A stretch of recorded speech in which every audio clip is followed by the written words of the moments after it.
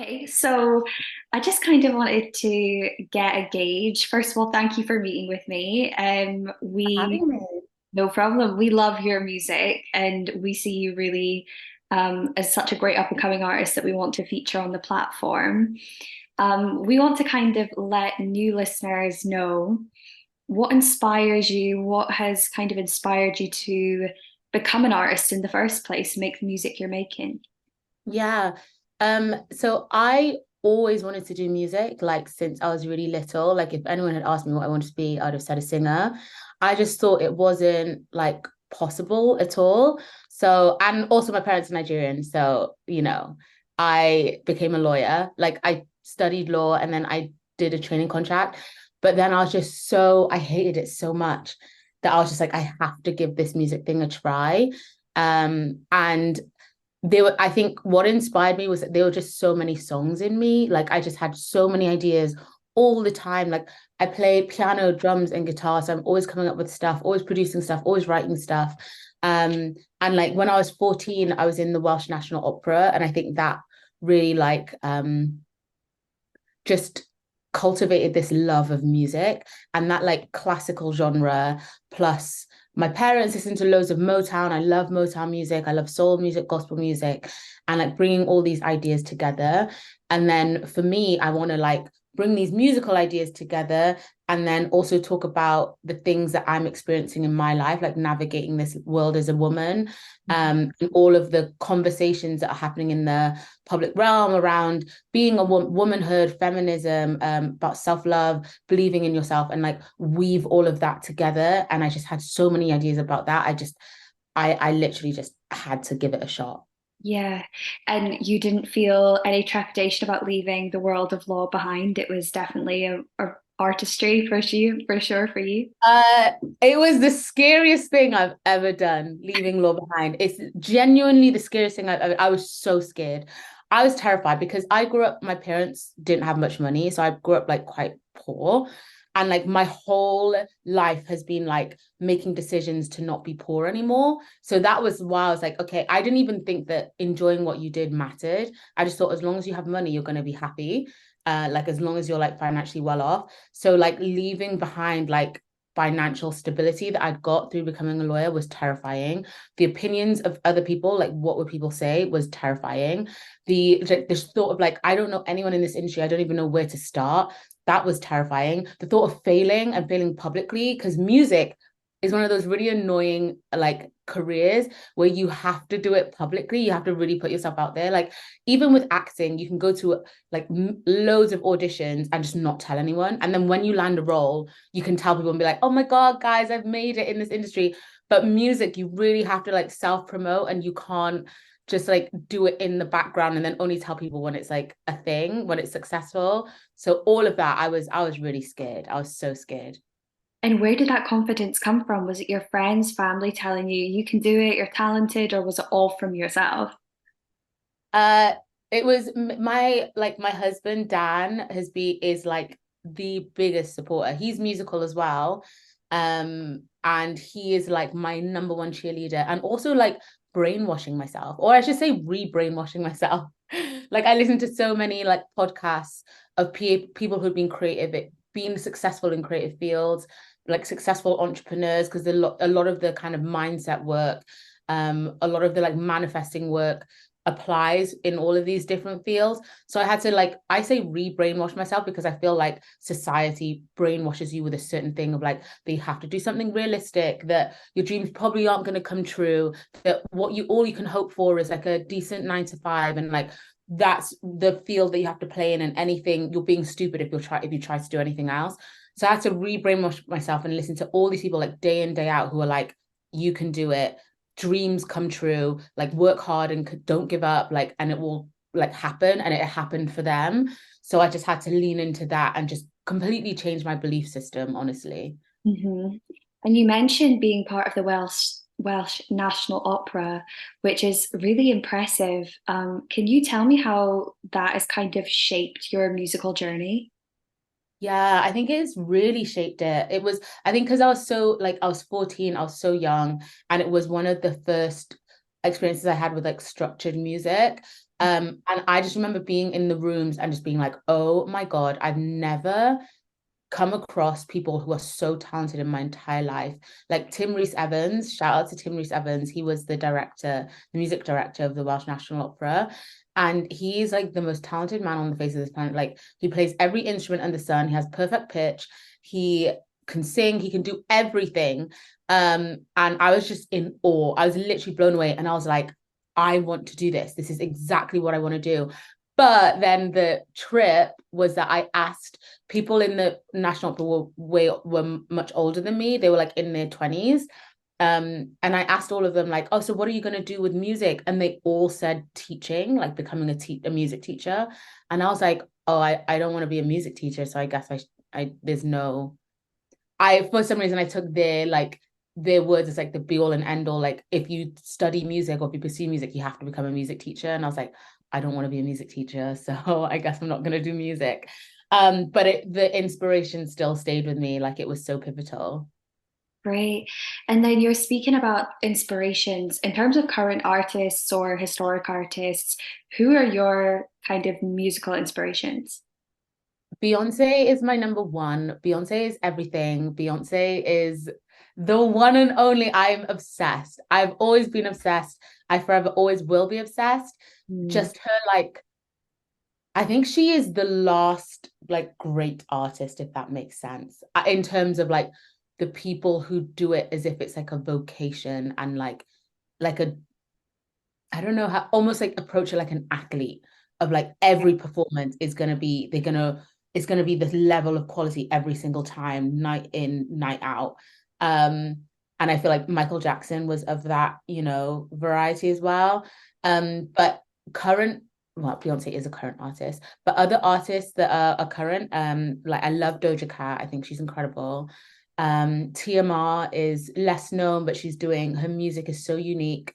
Um, I love artists that really like bring something unique to their music. I'm really inspired by Jake because he brings so many classical and like orchestral elements into his music and then like weaves them into something like current and modern. So they're some of my favorites right now. Right. And you're speaking about such a wide variety of artists here, but you're also very into the production side of music as well. Yeah. You produce so much of your own music. Can you say how you got into production? Yeah, I was actually like it wasn't I've always done production but never produced my own songs because I feel like a lot of the time you have this assumption that someone will do it better than you. And I think women often have that like assumption that like, oh, someone will do it better. And I think for that reason, there are very few women producers. It's a vastly male dominated area of the music industry. And so I had that mindset for ages of like, I was working with a very talented producer. Like I honestly call him the UK Pharrell Williams. I think he's so talented. So I was just like, oh, he would do it way better than I could do it. So I just didn't do it. I'm a Christian, so I really felt like God was saying that I should produce my own stuff. And like I was like, yeah, yeah, cool, cool, cool. I'll do it. I'll get around to it. And then I'd like text the producer guy I was working with and be like, so when are you next free to like work on a song? But then he got really busy and like his career was like blowing up. So like I wasn't a priority anymore. And like his deadlines, his turnaround times were getting longer and longer. So I was like, okay, I think I'm gonna have to start producing my own stuff. And I won't lie, it was really hard. And I think mostly the mental challenge because I've always said producers are the real artists because I can't explain the number of songs where I don't know what the lyrics are or I don't like the lyrics or the melody, but the instrumental is so, so good that I love the song. So I've always said like producers can make or break a track. And because I put them on that pedestal, I put like so much pressure on myself that like what I had to make had to be perfect from like day one. And then if whenever you put pressure on yourself and you require perfection from yourself, you're just not going to do the thing. You're just going to put it off and put it off and put it off. So that's what I kept doing. I'll do like a little bit. And then like if it wasn't amazing, I'd beat myself up and then I just wouldn't produce again. So again, it was this whole journey of like learning how to be a creative and learning how to put bad ideas down because creativity is a process of iteration. My husband always says this really amazing thing because he's been a creative. He's runs a digital agency. He's a UX developer in like tech and stuff. Um, but like when you're creating, when you're making, when a potter is making a pot, at no point does it look like a pot until the very end. It literally looks like a lump of clay. Then a lump of clay with dents in it. And then slowly over time, you see it actually take the shape of what it's meant to be. And that is the creative process. There is no way to skip that process. It is not going to be perfect from day one. It is, you have to iterate and iterate. You put down ideas, it might be bad ideas. And from there, you iterate and change things and change things and change things until eventually like it is gets to where you want it. It sounds how you want it. It sounds really good and you're really happy with it, but you can't skip that process. Mhm. That just is the process. So I had to learn that. And since I've learned that, I love producing my own stuff. Like it makes so much sense because I play so many instruments and I have all of these musical ideas. And even when I wasn't producing my own stuff, I was super hands-on with exactly what I wanted it to sound like with the producers and very like, can you put horns in here that sound like this? Can you put strings in here that sound like this? So I think for me, it was like upskilling to learn how to get the ideas that I had in my head onto the software and learning the technical ways of doing that. So it was a massive learning curve, but I absolutely love it. And I'm so glad I'm doing it. And I think I'm just going to continue producing loads of my music. Obviously, I want to still collaborate with producers in future, but I always want to make sure I'm collaborating from a place of overflow rather than a place of like lack. Because I think before I was collaborating with producers because I felt like I couldn't do it myself. I was too scared to do it myself. I don't want to feel like I'm collaborating because I'm too scared or I feel like I couldn't do that thing myself. I always want to collaborate from a place of like, I can do this myself, but this is like, I want to, just for the fun of it, have someone else input on this as well. So yeah, I still will collaborate with producers in future, but I'm gonna absolutely keep producing my own stuff because I love it. It's so much fun. Yeah. And I think as well, from what you say, it was a real journey, kind of a very introspective journey to get to that place of feeling okay with making mistakes and not being perfect every time. And that Yeah. introspection really shows up, I think, in your music, especially when we're getting to your kind of upcoming project where you're discussing about growing up in Wales, but being Nigerian. How was that growing up, and why do you feel like it's important to share that with your listeners? Yeah, it was really wild growing up in Wales. I'll be honest. I don't think I've been that honest about like how wild it was. Like my family moved there and we were like the only Black family. We were in the valleys of the south of Wales, like in a village. It wasn't a village, it was like a town.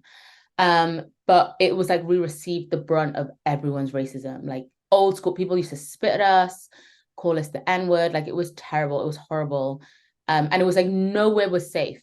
Anywhere you were, people would be racist to you. So nowhere felt safe except like literally in my house with my parents. That was the only safe space where people weren't like coming after you and being racist to you.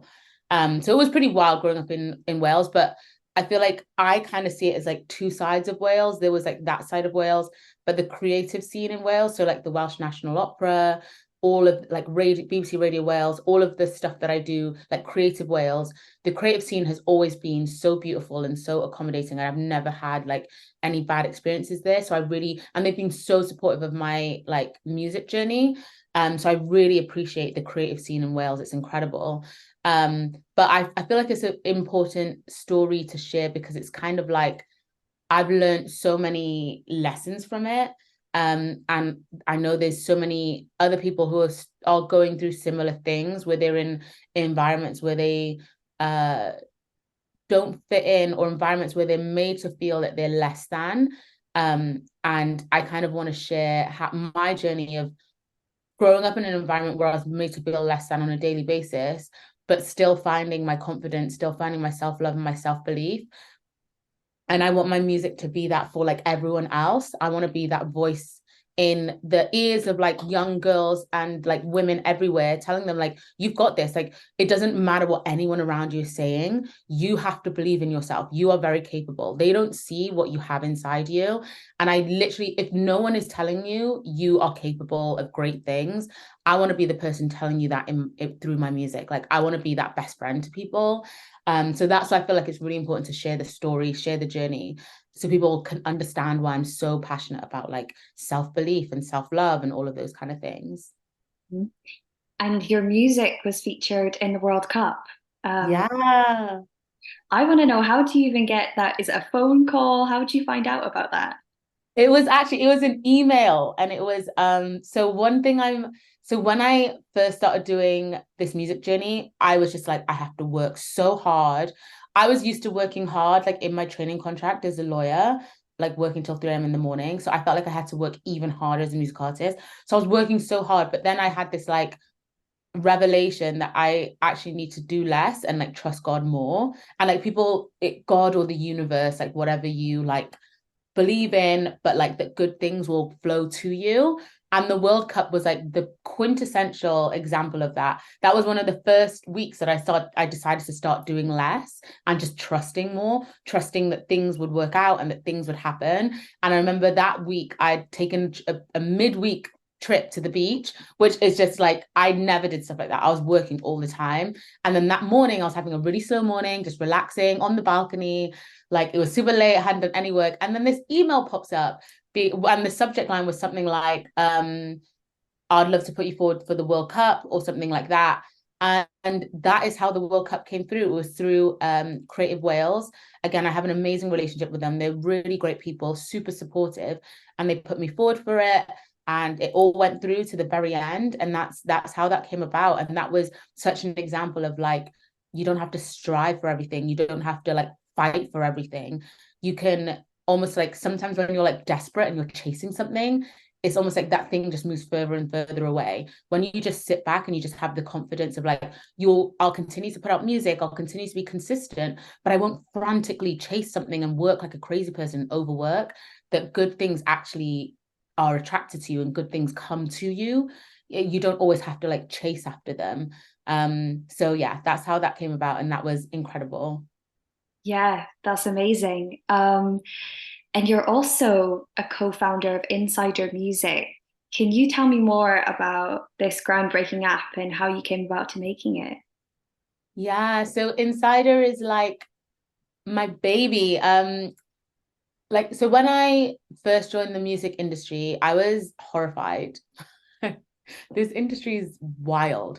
I think especially coming from like the legal industry that's like so structured and there's rules and like you have to behave in a certain kind of way. People can't get away with doing, shady stuff.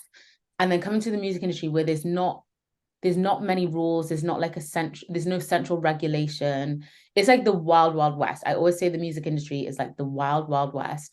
um and I was so shocked by the industry and like what was allowed to happen, that I was like, I want to leave this industry better than I found it. I want to be part of like the change. Especially for example, being a lawyer. When you're a lawyer, the lawyers in law firms make the most money because obviously it's a legal industry. So you get the bulk of the money if you're a lawyer. Whereas in the music industry, the artists like make the least money. It's like it's a very weird thing, because I think how that's happened is because for years and years and years, artists have only been creatives, have only focused on the music and not the business side of things. They've handed off the business side to like other non-creative people. So over time, when this is done for decades and decades, those people build an industry in their favor rather than in the artist's favor, because they're the ones handling the money. So they Right. make structures so that the money flows towards them rather than the artist. And so I wanted to be part of the change, and I wanted to make an app that helps artists have financially sustainable careers, because as you know, streaming doesn't pay what it should pay. Obviously streaming is better than what was happening before with illegal downloads, so streaming, but I don't think it is where it needs to be yet. So Insider is the what I call the Spotify meets Patreon music streaming platform. So it's a streaming app like Spotify, but it's monetized like Patreon. So you put unreleased music on there. So fans who want to hear like your demos and your kind of early versions of tracks, because I had so much unreleased music that I wanted to share because people wanted to hear more music, but there was just like nowhere to put it. So they will pay you like a subscription price that you set that goes directly to you. to like stream your unreleased music, chat with you directly, see your behind the scenes content of you in the studio, see the process. And that's a way it pays 4,000% more than other streaming platforms. So that was kind of my way of fulfilling that mission of like making the music industry financially stable for artists and providing a way that artists can make more money from their music. And also, I just know for myself, the issue of having tons of unreleased music but only a few released songs, because there's so much money and time that goes into getting a song. You have to get it produced, then mixed and mastered, then you have to, before it goes on Spotify, you need to do that, and then you also need to promote it, shoot artwork for it, maybe make a music video for it. So it means that you have loads of ideas and loads of songs and loads of demos and loads of voice notes, but you only have a few songs that have been released because of that like money and time delay. So Insider is a place for you to put that unreleased stuff, so like your biggest fans can hear this stuff, and you can get feedback on what songs they want to hear fully produced next. And it's a great feedback loop, and it's a great way to make money, and it's a great way to get closer with your biggest fans. Yeah. And have you had a lot of artists come forward that have said, they want to get involved or they've signed up? Yeah, so we're nearing 1,000 artists on the app, and then there's hundreds and hundreds of fans on there as well, which is great. The response has been incredible from the music industry. There's been so much support, especially we receive funding from Power Up, which is part of PRS Foundation, one of the schemes that they have.